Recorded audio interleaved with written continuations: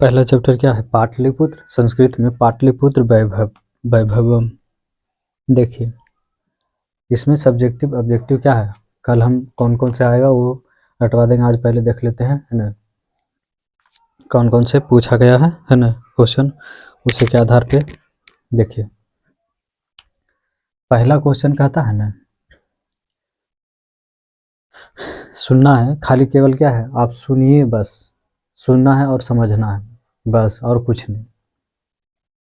ये क्या है, सुनने समझने वाला है, लिख करके क्या बतावे, क्या सुन समझ करके क्या है, यानी कि याद कर लेना है, समझे।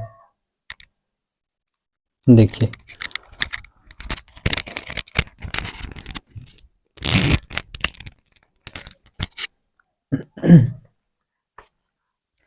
पहला क्वेश्चन कहता है ना कि पाटलिपुत्र को पुष्पुर या कुसुमपुर का नाम का उल्लेख कहाँ है, समझे ना। पाटलिपुत्र का यानी पाटलिपुत्र का नाम कुसुमपुर और पुष्पुर क्या है, कहाँ, यानी कि वर्णन है। तो समझिएगा क्या होता था ना कि प्राचीन काल में क्या है, पाटलिपुत्र को क्या कुसुमपुर और पुष्पुर के नाम से जाना जाता था। क्यों नाम से जाना जाता था, क्योंकि क्या है, पटना जो नदी आज गंगा नदी हुए, समझे, उसमें क्या है, पाटल नाम का एक बहुत बड़ा पुष्प, समझे न, जो कमल की भांति क्या है खिलता था, समझे न, उसी के नाम पे क्या है, यानी कुसुमपुर और क्या पुष्पुर, यानी पुष्पुर नाम रखा गया। पहले कुसुमपुर था, फिर पुष्पुर रखा गया, फिर पाटली ग्राम रखा गया, क्योंकि क्या है, पहले ये पाटलिपुत्र गांव हुआ करता था। उसके बाद क्या है, पाटलिपुत्र नाम रखा गया, उसके बाद उसके बाद क्या है, पटना, वर्तमान में क्या है, पटना नाम है। तो क्वेश्चन में आते हैं, क्या कहता है कि पहला कि पाटलिपुत्र का पुष्पुर और कुसुमपुर का नाम कहाँ उल्लेख है, तो लिखना आंसर में क्या है, पाटलिपुत्र, पाटलिपुत्र का क्या है उल्लेख, पुराने ग्रंथ, सांस्कृतिक ग्रंथों में क्या है, इसका वर्णन किया गया है, समझे। हो गया पहला क्वेश्चन। दूसरा क्वेश्चन कहता है कि पटना के मुख्य दर्शनीय स्थल का नाम का उल्लेख करें। दर्शनीय स्थल किसको कहते हैं, जहाँ हम लोग क्या है देखने के लिए जाते हैं, दर्शन करने के लिए जाते हैं, समझे।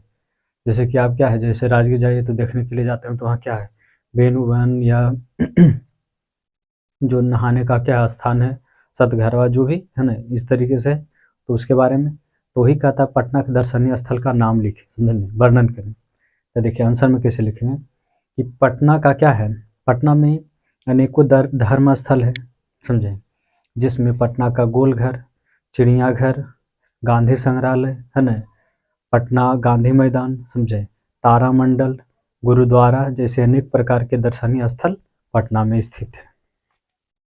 अगला क्वेश्चन कहता है पाटलिपुत्र वैभव का वर्णन करें, समझे नहीं। वैभव मतलब क्या, उसकी पटना के विशेषता के बारे में वर्णन करने के लिए कह रहा है, समझे। तो लिखना क्या है, पाटलिपुत्र वैभव का वर्णन निम्नलिखित इस प्रकार किया जा सकता है, समझे नहीं।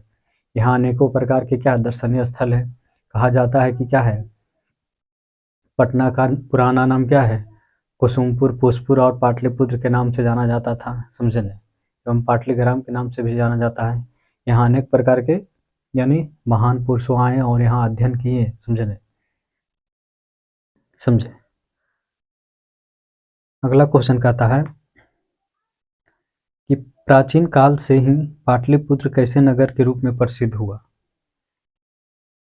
तो आंसर में लिखना है, क्या लिखना है कि प्राचीन काल से ही पाटलिपुत्र वैभव का महानगर में, यानी कि इतिहास इसका क्या है, 2500 साल पुराना है, समझे नहीं। पहले इसको क्या है, यानी कि कुसुमपुर और पुष्पुर के नाम से जाना जाता था। यह धर्म की दृष्टि से या शिक्षा की दृष्टि से भी क्या है, ये महत्वपूर्ण था, समझे।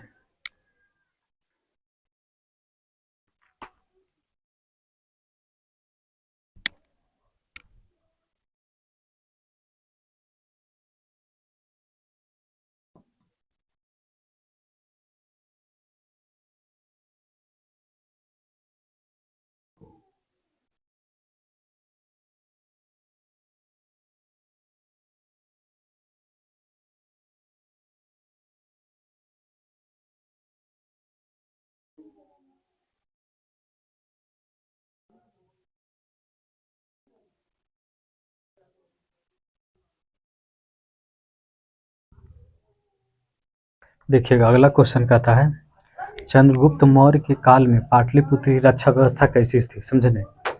तो चंद्रगुप्त मौर्य के काल के पहले क्या है, रक्षा व्यवस्था बहुत यानी कि खराब था, समझे नहीं।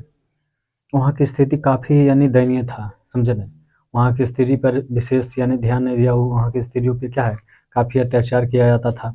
लेकिन जब जब क्या है चंद्रगुप्त मौर्य का काल आया तो सबसे पहले क्या है स्त्रियों पर यानी विशेष ध्यान दिया गया। वैसे भी कहा जाता है कि क्या है जिस देश या जिस समाज में क्या है स्त्री की रक्षा होती है वहाँ क्या है यानी कि डेवलप होता, प्रगति होता है, समझे ना। तो यानी कि क्या है चंद्रगुप्त मौर्य के काल में क्या है स्त्रियों की रक्षा व्यवस्था बहुत अत्यंत अच्छा था, समझे ना। आगे कहता है क्वेश्चन राजशेखर ने पटना के संबंध में क्या कहा था।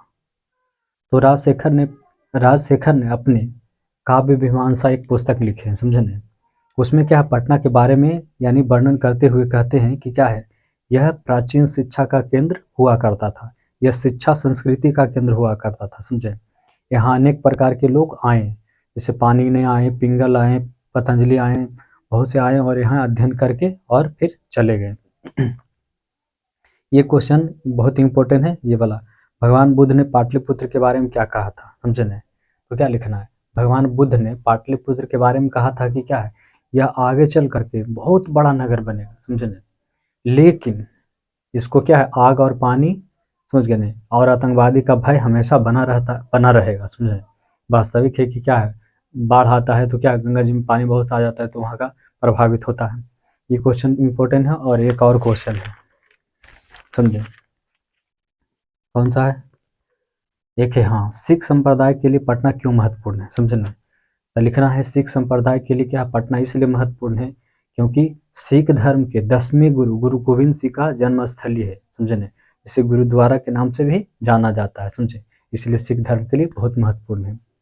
अब लास्ट क्वेश्चन जैसे आएगा कि क्या है कि यानी पाटलिपुत्र वैभव पाठ का सारांश लिखे, तो क्या लिखेंगे पाटलिपुत्र वैभव पाठ के आधार पर क्या है यानी पटना के बारे में वर्णन किया गया है, समझे नहीं। पटना के बारे में वर्णन किया गया है।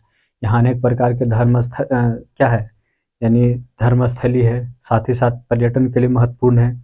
यह इसका क्या है ऐतिहासिक रूप से भी महत्वपूर्ण है क्योंकि क्या है यहाँ इसके बारे में क्या है महात्मा बुद्ध ने, समझे नहीं, और गुरु गोविंद सिंह ने भी इनके बारे में वर्णन किया है, समझे नहीं।